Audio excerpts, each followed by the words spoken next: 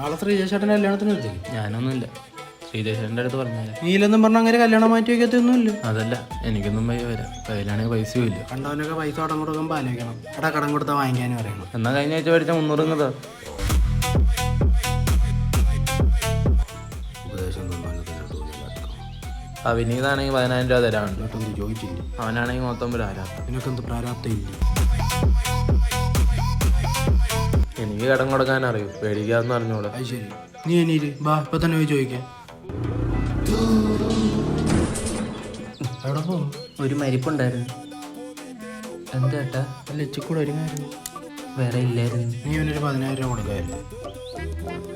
അതെപ്പോൾ കൊടുക്കും? എനിക്കതങ്ങനെ പറയണമെന്ന് അറിഞ്ഞൂടാ. വേണ്ട പറ. സെന്റ് അടിക്കുമ്പോൾ ഫണ്ണടിക്കാതെ നീ പറ. എൻ്റെ കാമുകിയുടെ ജോലി പോയി. കാമുകിയുടെ ജോലി വാങ്ങി നീ പണിയെടുത്ത് കാശുണ്ടാക്കണം.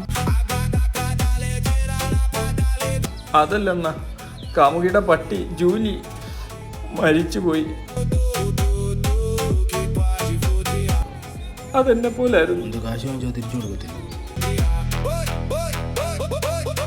അതല്ല, ഭയങ്കര കുസൃതിയായിരുന്നു അതിന്. അവസാനം അതേപോലത്തെ ഒരു പട്ടിയെ ഉണ്ടാക്കി, അല്ല വാങ്ങിച്ചു കൊടുക്കേണ്ടി വന്നു. 15,000 രൂപ പന്ന പട്ടിക്ക്.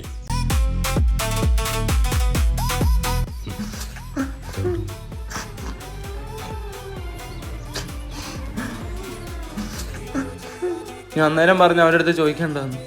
നീ പോടാ, അടക്കം ഇപ്പൊ കഴിയുവേ, പോയിട്ട് വരാം. നിന്റെ അടുത്ത് അന്നേരം പറഞ്ഞു അവൻ്റെ അടുത്ത് ചോദിക്കണ്ടെന്ന്. ദുഷ്ടനാ നീ.